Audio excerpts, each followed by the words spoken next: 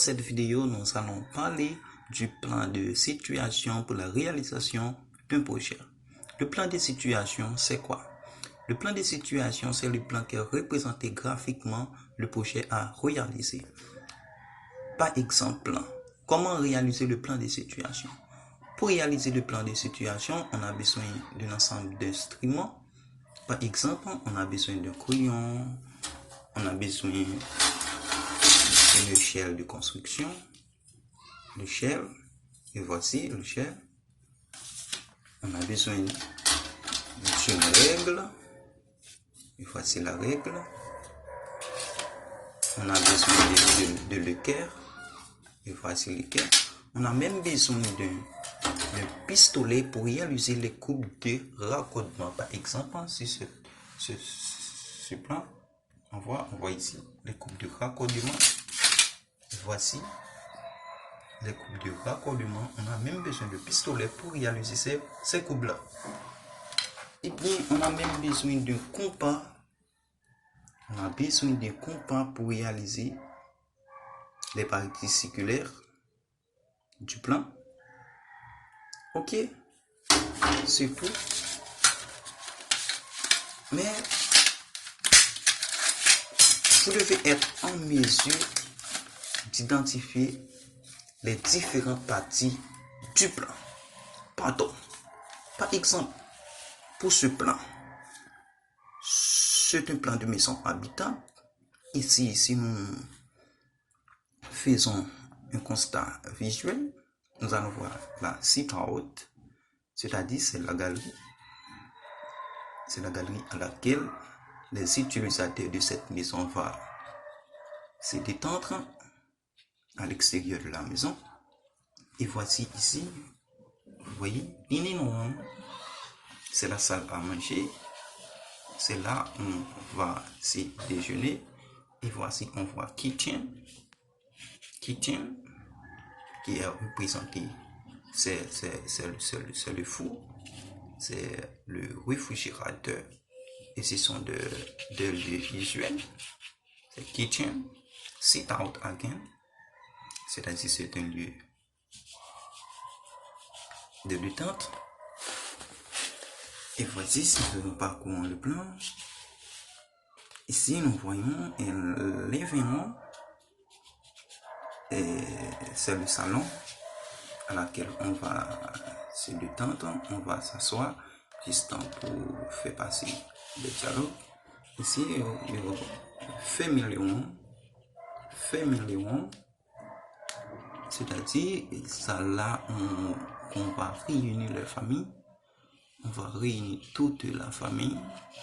Ici, on voit ça représenté par ce symbole. C'est un lit qui est tracé par une seule barre transversale. Et voici, qui est tracé par une barre transversale. C'est un lit à utilisation unique, utilisation d'une seule personne. Nous allons ici, là, voyons, bedroom. C'est une chambre à coucher. Une chambre à coucher. Et ici, c'est un lit à deux personnes, parce qu'il y a deux barres transversales. Et ici encore, c'est un lit à deux personnes, double barre transversale. Et ici, ce sont des offices ou de bureaux ou de tables de chambre. Ici, il y a aussi la bathroom. C'est la douche, la toilette en soi. Ici, vous voyez, c'est le baignoire. Ici, c'est là qu'on va baigner. On va descendre dans cette cuve et on va puiser l'eau qui sort dans les robinets. Et ici, c'est la toilette. C'est là qu'on va réaliser des besoins fécaux. Et ici, c'est le lavabo qu'on va laver le dents, brosser la bouche et regarder tout ça. Ici, nous ne pouvons pas dire c'est bien. C'est closet. C'est là qu'on va enlever et déposer le vêtement. C'est le même pour cette chambre-là. Ici, il y a un appartement. Ici, c'est un lit qui est utilisé par deux personnes, double barre transversale. C'est un lit encore utilisé par deux personnes. Double barre transversale. Ici encore, c'est la douche, la toilette. Ici, ce sont les offices, la table. Ici, c'est le baignoire. Ici, c'est la toilette. Ici, c'est le lavabo. Mais nous allons faire par les éléments structure de ce plan. Ici, là, par les représentations graphiques, il y a des symboles pour représenter les différentes parties du plan. Par exemple, pour représenter les maçons, pour représenter les fenêtres, pour représenter les portes, pour représenter les poteaux, il y a des symboles pour ça. Par exemple, ici, ce symbole implique qu'il y a une fenêtre dans cette mur. Et ici encore, il y a une fenêtre et ainsi de suite. Il y a une fenêtre. Là-bas, il y a une fenêtre et ainsi de suite. Il y a une fenêtre. Ce symbole-là représente une fenêtre. Mais pour aller là, ce symbole-là représente une table. Pour parcourir ces symboles-là représentant, ce sont de chaises, de canapés, sur laquelle les utilisateurs vont s'asseoir. Ici, ce symbole-là représente la marche escalier qui permet d'acquérir les étages supérieurs. Ici, ce symbole-là représente le lit. Ce symbole-là encore représente le lit. Ça représente le lit. Ça représente le baignoire. Ça représente la toilette. Ça représente le lavabo. Et ainsi de suite. Partons dans le recrutement structure. Ici, ça représente le mur. Mais dans cette mur-là, vous allez avoir une découpure pour avoir la fenêtre à une certaine hauteur. Et ici, ce symbole-là représente un poteau, c'est-à-dire un poteau de plus, un poteau, ainsi de suite. Tous ces symboles-là représentent des poteaux. Mais ce n'est pas suffit pour la réalisation du projet. Mais de ce plan, vous avez en main un plan vraiment compliqué qui est représenté le plan de fouille, le plan de fondation, le plan d'exécution, tout ça, le plan de ferraille, le plan de coffrage. Tout le plan, vous allez déduire tout ce plan-là à partir du plan de distribution. Exemple, et voici, nous utilisons un autre plan.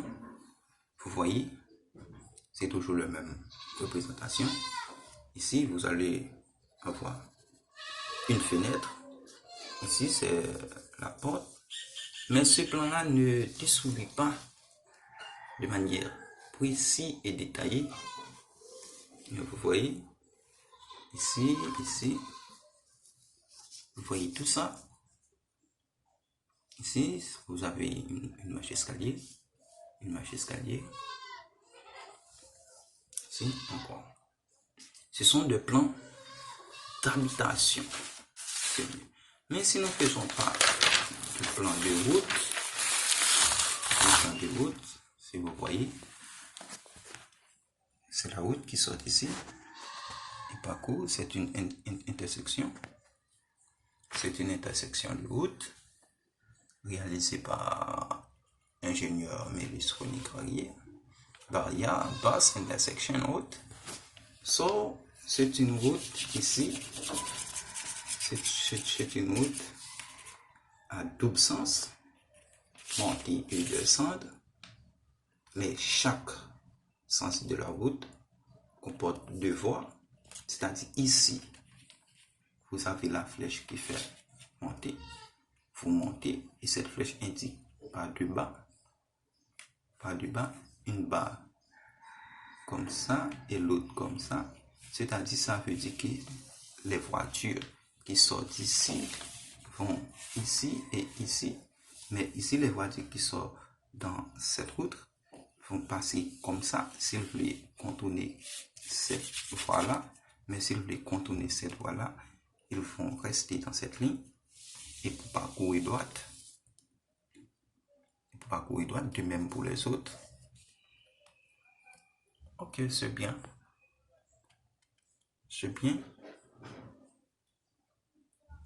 Mais comment réaliser le plan de situation.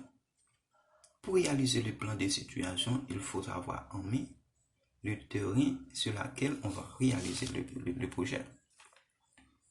On doit prendre les dimensions du terrain et on doit retrancher la surface, ou du moins les surfaces qu'on va laisser pour former le cours, pour former d'autres choses.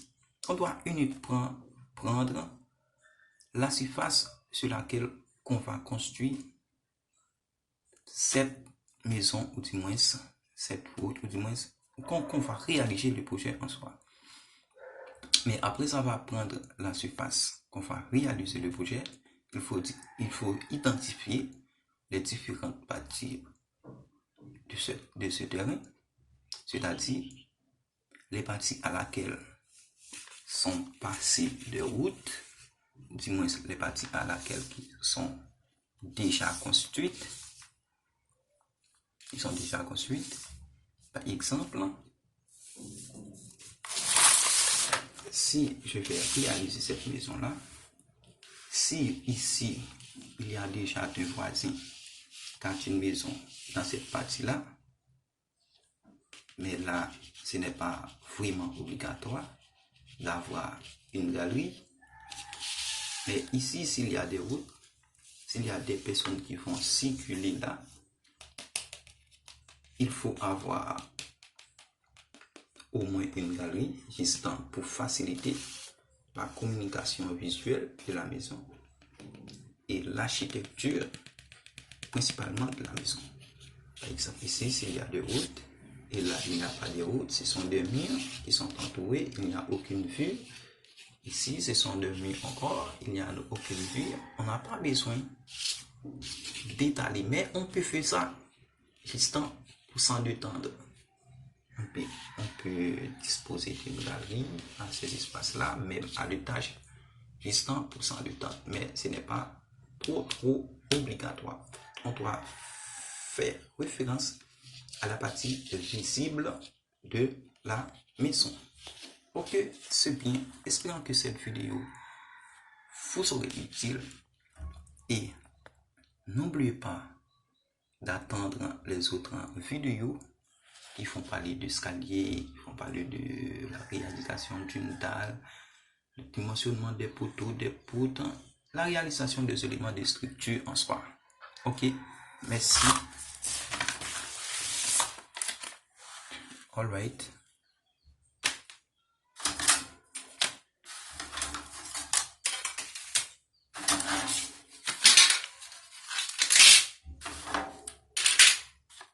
J'oublie, vous avez besoin en soi une machine à calculer pour réaliser les calculs.